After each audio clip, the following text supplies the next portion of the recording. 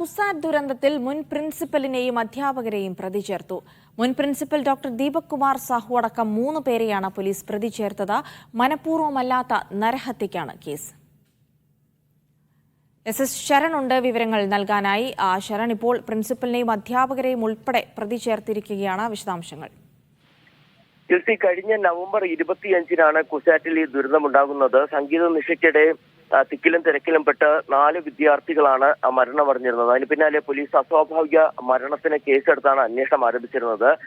ഏതാണ്ട് 1.5 മാസത്തിന് ഇപ്പുറമാണ് ഇപ്പോൾ പോലീസ് മുൻ പ്രിൻസിപ്പലിനെയും അധ്യാപകരെയും പ്രതി ചേർത്തിരിക്കുന്നത്. അതായത് ഈ സംഘാടക സമിതിയിൽ മൊത്തത്തിൽ 6 പേരാണുള്ളത്. 3 അധ്യാപകരും 3 വിദ്യാർത്ഥികളുമാണ് ഉൾപ്പെടുന്നത്. അതിൽ മുൻ പ്രിൻസിപ്പൽ അടക്കമുള്ള